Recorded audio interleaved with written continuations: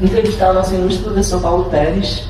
E para começar essa entrevista, a gente queria saber um pouco dessa trajetória, do seu processo, como aluno também de vários cursos, de diversas universidades, o que levou o senhor a, sei lá, desde tantos cursos que o senhor se formou, a chegar no trabalho no que você faz hoje. Bom, eu entrei aqui como aluno em 1979, no vestibular, no tempo que tinha ainda o teste de habilidade específica, THE chamava-se na época, né? Então tinha que nadar, tinha que fazer um teste de corpo, tinha salto de distância, salto de altura, manejo de bola de vôlei, basquete e futsal. E aí me formei em 83. Antes de formar eu fazia concomitante, eu fazia história, eu fazia educação física e puxava disciplina de história no IFIX. E fiz também um curso de aperfeiçoamento aqui em ergofisiologia. Fui monitor de atletismo, de corrida, por 3 anos e meio.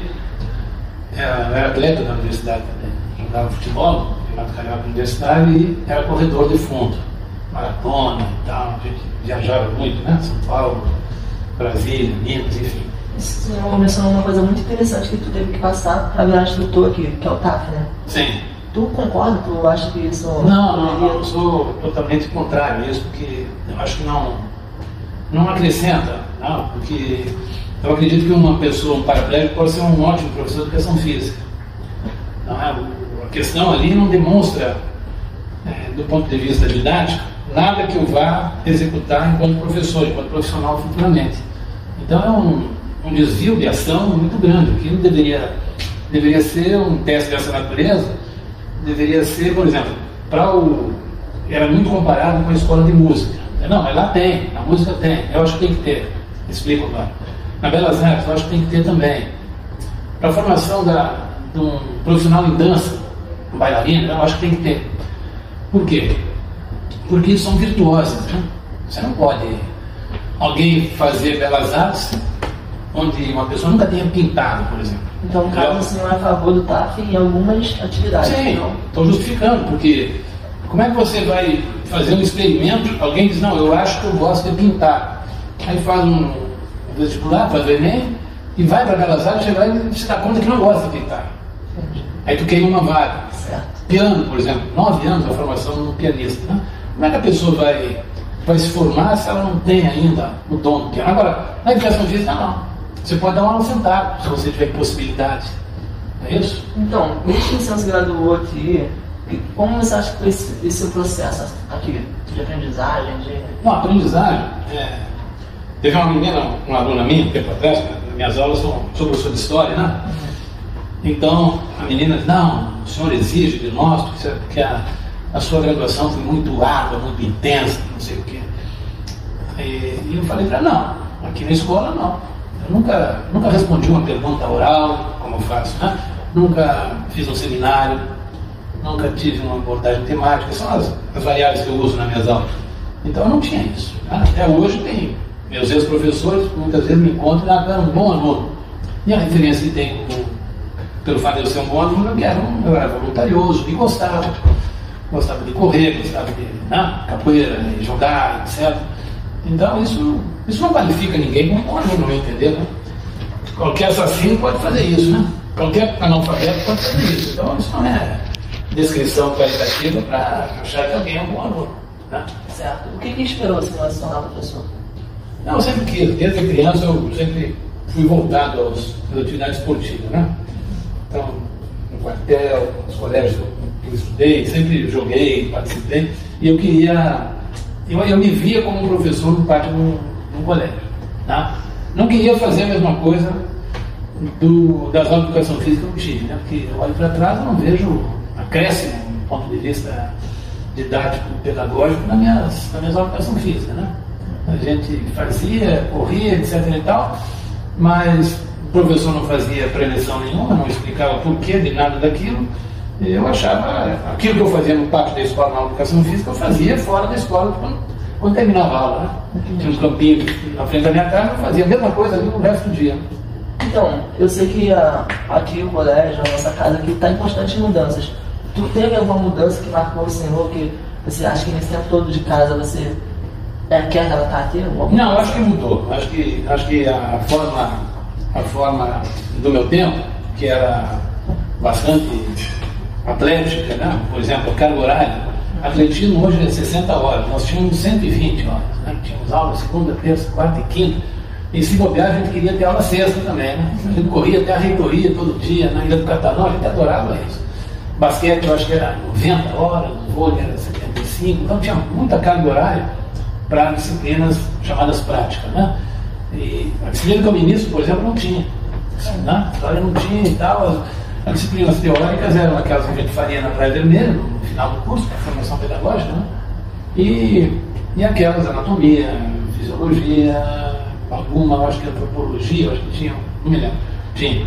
Mas era só, eu acho que hoje não, hoje muda bastante, mas ainda, pela descrição que os alunos fazem, né, ainda tem muito resquício daquela época, né? Porque parece que ainda tem disciplinas que exigem o rendimento quantitativo, né? O rendimento físico dos alunos. Eu estou querendo dizer que essa disciplina, por exemplo, natação, ela valoriza não uma aula de natação que você possa dar, e sim o rendimento que você vai ter no meio líquido, entendeu? E aí você se forma se locomovendo bem no meio líquido, e quando você vai dar uma aula de natação, você é possível que seja um péssimo professor, entendeu? Então não é trabalhado o lado didático da natação, e sim o lado, se é isso que acontece, não sei. Mas o senhor gostaria assim, de relatar algo marcante que você fez aqui nessa casa? Marcante, eu acho que foi a greve que nós fizemos, a caminhada, a ocupação da reitoria e posteriormente a greve. E foi em 79 mesmo, quando eu entrei, não lembro. Mas a piscina estava muito suja a piscina, então faltava manutenção. Então a gente fazia natação, eu era o pior aluno da natação, nós tínhamos turma A, B e C, eu era o pior da turma C. O professor está até hoje aí me sacaneando falando isso. Mas eu gostava, mas não tinha desistido. Então a gente falou inclusive com ele, né? Olha, não vamos fazer aula, está muito sujo e tal, e vamos parar e tal. E aí os outros alunos concordaram também com a gente engrossou aquilo e fizemos uma caminhada da escola até a reitoria. Vários professores se somaram a isso, né? Na passagem lá pelo CT, alguns alunos da Química, que tinham, não me lembro se incendiado, tinham tido um problema no laboratório, se somaram a gente sentou no átrio ali da reitoria, vários, não tinha essa foto, me prestei, não me devolveram, não sei nem para quem foi. E aí nós fomos em comissão lá, falar com o reitor e tal, etc. Mas o senhor foi o idealizador desse movimento? Junto com meus colegas.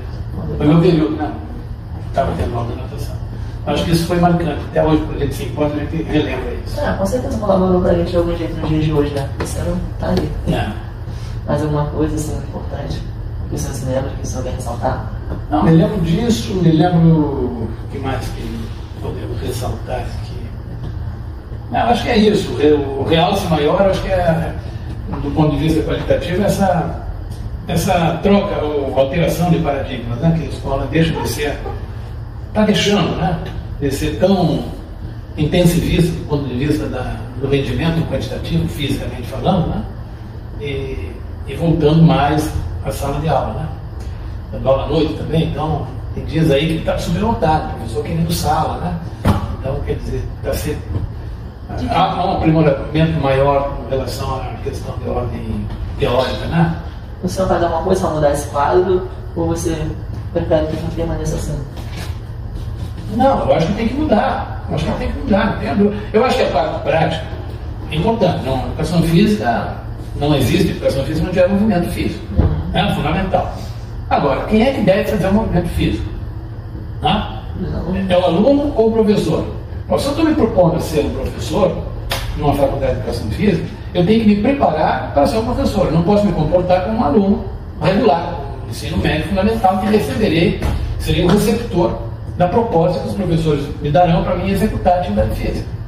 Então eu tenho que passar a enxergar e me comportar como um futuro profissional, como em outras profissões, né?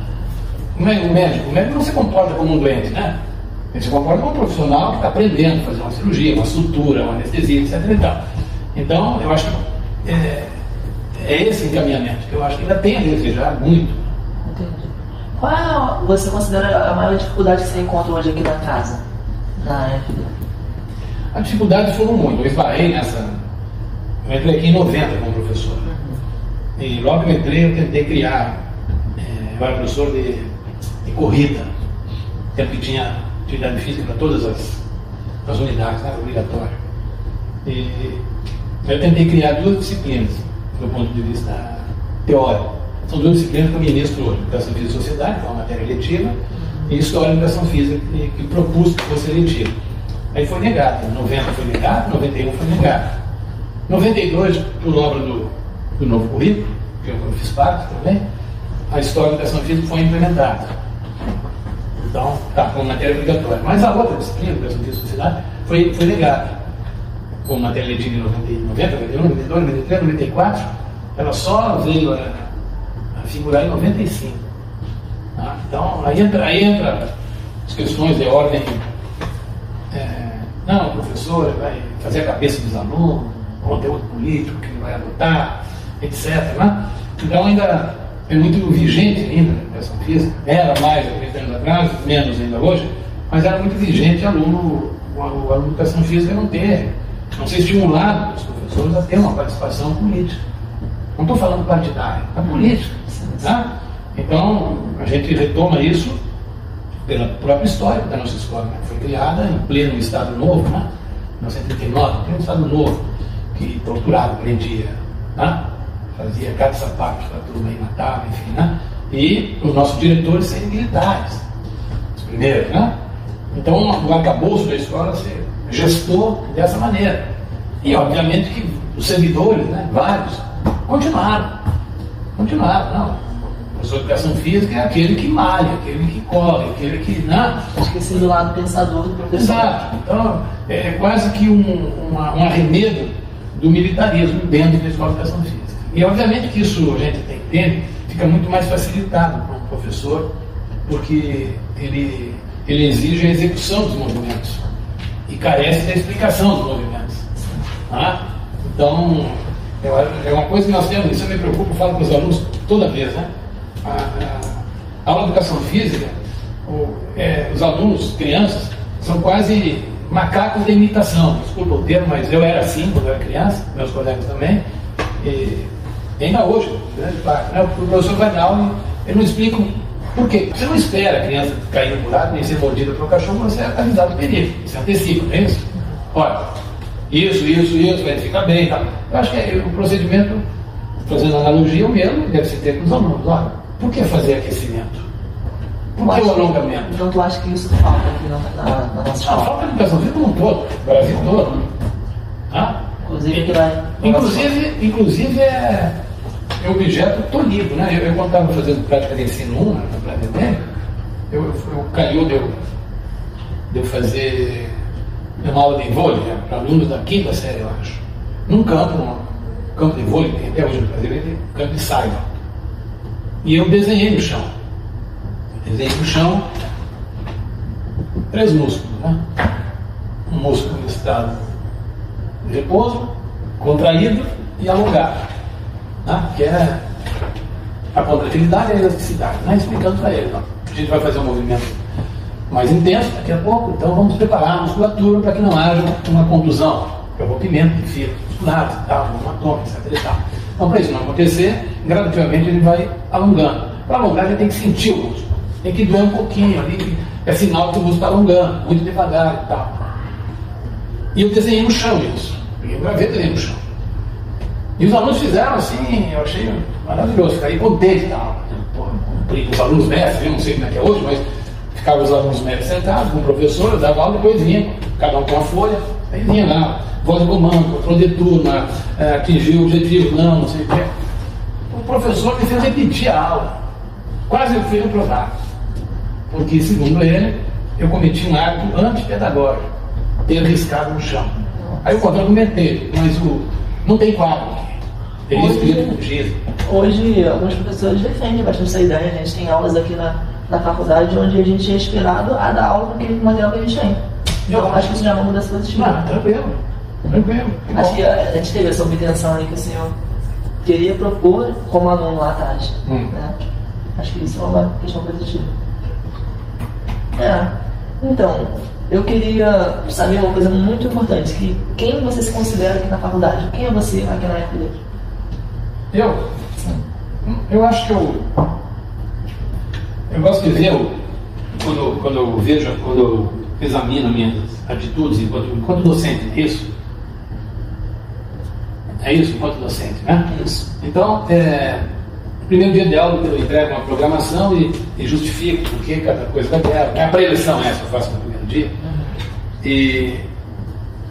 E vários alunos, com o passar do tempo, tentam alterar. Não pode, que não sei o que e tal. E eu digo, eu tenho certeza que funciona. E a certeza que eu tenho é a posteriori. Né? São alunos que já passaram, já foram meus alunos que hoje estão no doutorado, mestrado, alunos que são professores em outras universidades, que me dão a entender e elogiam até a metodologia. Tá? Então, o princípio é o seguinte: para passar na minha matéria, tem que estudar. É uma matéria teórica, eu estou falando uma redundância. Tá? Que em outra universidade seria motivo de riso. Eu não teria que falar isso, porque é óbvio. Não é isso? É inerente à própria condição do acadêmico, do universitário, é estudar. Mas ainda, infelizmente, eu encontro alunos em uma larga faixa de trancamento na minha matéria. Talvez tenha mais trancamento na escola seja na minha matéria. E alguns mesmo. A maioria não fala porque tranca, mas alguns falam. E não é raro estudar, professor, não gosto de ler. O senhor pede muita leitura e tal. E eu acho que é um absurdo você vir para uma universidade sem querer ler. Tá? Sim, mas vamos só recapitular um pouco. Tá, mas aí. Não, eu vou estou na pergunta. Eu vou sair fora da pergunta. Então, nessa condição de exigência, eu acho que o meu papel, eu cumpro esse papel, no sentido de ter um assertivo comigo. Né? No meu tempo mágico hoje, né, uma pobreza muito grande do ponto de vista da literatura, tá? O meu contributo é ter certeza, tenho absoluta certeza, quem passa comigo tem que ler, tem que saber, tem que estudar, não é um livro que tem que ler, são fragmentos. Tá? Então, e aí entra o aspecto qualitativo. Né? É muito comum, passa no corredor, a pessoa vira a cara para mim. Não direito dela, eu não guardo sentimentos menores de mágoa, raiva, rosa, essas coisas, engano, essas coisas, isso não tem nada a ver. Tá? E você ficar chateado com o professor é uma coisa natural. Não chega a me ofender. Tá? Não chega chateado, esse cara. Não tem nada a ver. Normal, natural, provavelmente fala mal de mim, isso, aquilo. Também está dentro do espectro da normalidade. Agora, se você fosse resumir essa resposta, quem é você na FD? Então, aí entra, enquanto professor, é uma coisa. Enquanto colega, professor para outros, eu também tenho uma série de inimizades, de pessoas que eu não tenho relacionamento, em função da minha postura política, eu já tive, mais do que hoje, né? Intensa e tal. Então, você se consideraria um cara mais reservado? Não sou mais reservado, não. Que as arbitrariedades, as situações não exigem posicionamento tão intenso como foi no passado. Né? No passado recente, agora, recente, não precisa ser muito longe. Aí, vamos pensar em colocar poucas palavras em uma definição. Apesar de tudo ter explicado bem. Pois mas fica difícil a pessoa se auto colocar, né? Seria interessante perguntarem para os meus alunos aí o que você acha. Isso aí teria uma resposta mais válida, né? Tendo em vista que você é formado em História e Educação Física, como essas duas disciplinas podem contribuir uma para a outra no seu exercício do trabalho, no seu dia a dia? Bom, falei que eu... Trabalho, no seu dia a dia. Bom, falei que eu, quando era aluno da escola, eu puxava matéria no IFIX. Só que depois que eu saí, eu passei no concurso do município. Então as aulas no IFIX eram de manhã. Eu dava aula de manhã. Então não pude continuar. Tá? Aí eu fiz uma pós-graduação aqui, em técnico esportivo, futebol, e trabalhei no município. E posteriormente, quando eu entrei como professor aqui, 3 anos depois, eu recontinuei a história na UERJ. Fiz concurso para lá, passei e estudava à noite na UERJ. Aí concluí, em 96 eu terminei na UERJ. Posteriormente eu fiz bacharelado em licenciatura. e aproveitei algumas disciplinas que eu tinha feito no FIX, né? Depois eu fiz uma pós-graduação em História das Relações Internacionais, também na UERJ. Já tinha feito mestrado aqui. E depois fui fazer o meu doutorado em Portugal. Hoje, com certeza, essas disciplinas elas somam, elas agregam valores para tu quanto professor. Como você usa elas na prática, no teu dia a dia? Eu tento colocar em evidência os conteúdos, né, adquiridos ao longo dessa jornada que eu tive, de pós-graduações e outras graduações que eu tive.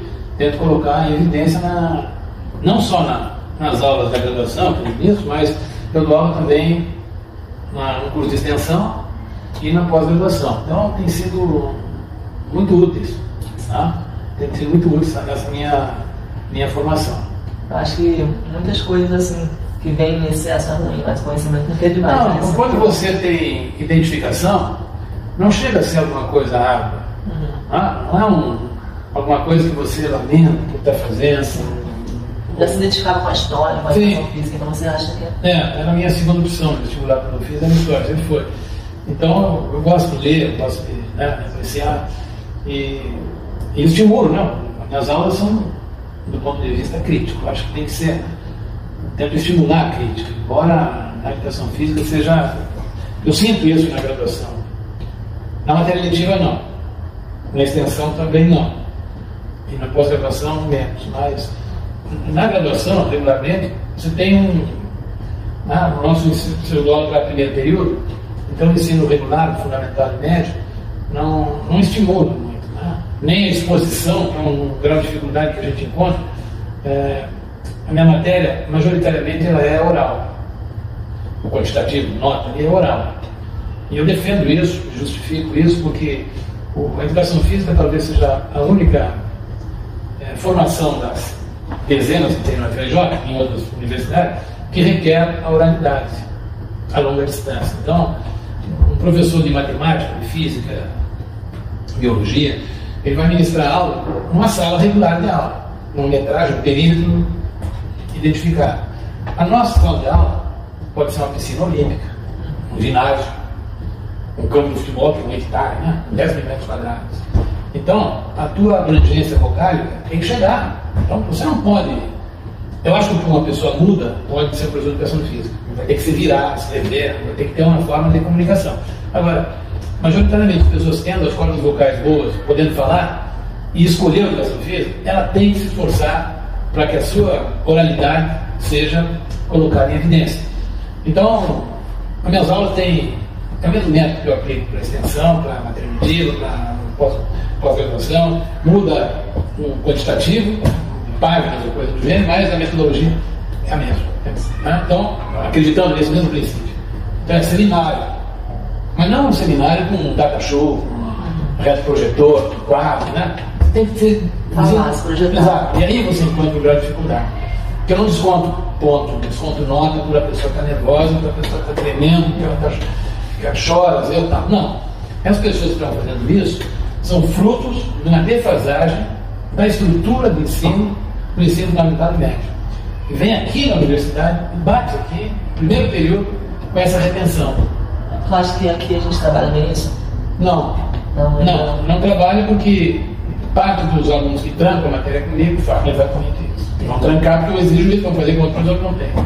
Tá? Eu acho que deveria, fundamentalmente, a gente, no primeiro período, para quem chega, no ensino médio, no ensino, sim, é possível, se a pessoa também quiser, você erradica isso tranquilamente. Não é errado você chegar. Não é errado você chegar no primeiro período com essas retenções. O que é difícil é você chegar no oitavo período com a mesma retenção. Tá? Então, tem várias técnicas. Não, você fala baixo, você está na frente, fala baixo, articula baixo. Tá? Então, quando você se dá conta que você tem uma limitação e que você tem que ultrapassar a limitação, fica meio caminho andado. Rapidamente tu ultrapassa isso. Agora, quando você procura botar para baixo do tapete isso, escondendo lá atrás, tá? Ou fala o mínimo para conseguir a nota que deseja, aí você não está se ajudando.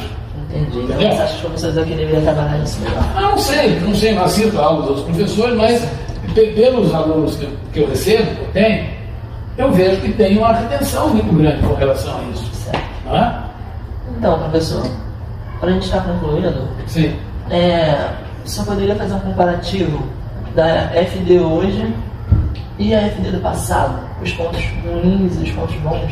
Hoje eu acho que está entrando, né, ou está nessa mocidade que está entrando, pessoa mais jovem, sem os vícios comportamentais daquilo que eu falei, que foi o início da nossa escola, né? Em pleno Estado Novo, tal, militares, dirigindo a escola, e posteriormente uma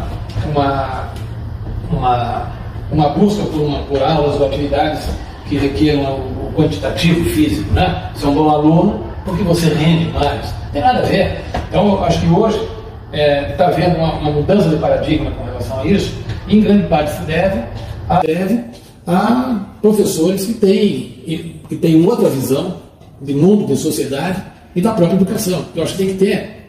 Então, a questão crítica, né? A crítica, a gente pensa que todo mundo vai, um cara é crítico, que ele está detonando alguém. A crítica é uma posição de análise. Um crítico de teatro, um crítico de cinema, ele pode elogiar o filme ou sentar o malho do filme, depende do filme, né? Agora, você tem que estar aberto, disponibilizado para fazer a crítica, né? E não está enquadrado em determinados preconceitos, né?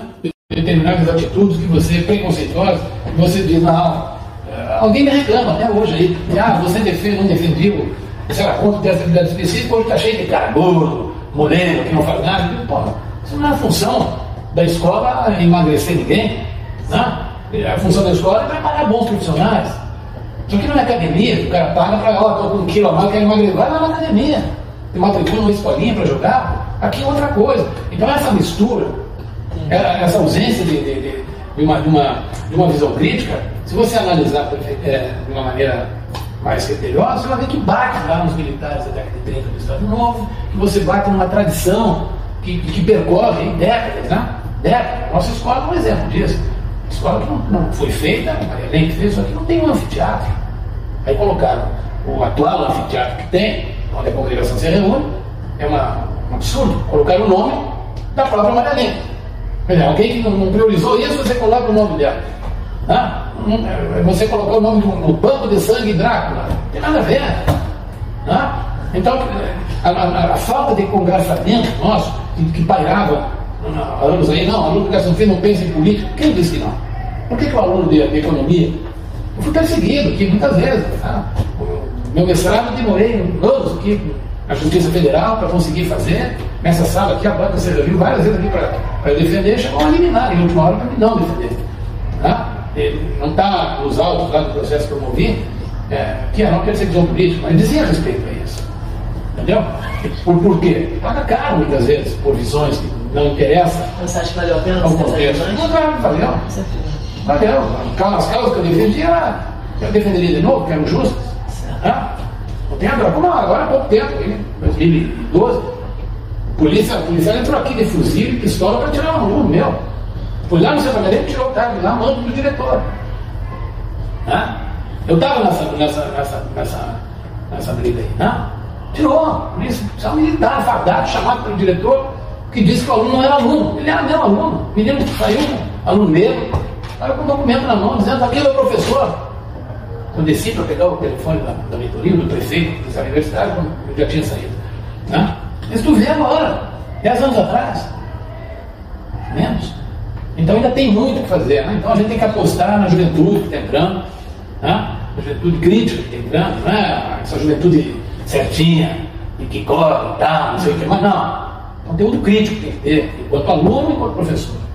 Quem é educação física vai adiante? Pelo contrário, vocês vão vir entrevistar alguém aqui daqui a 200 anos, o cara vai dizer: eu corria não sei quando, não tem nada a ver.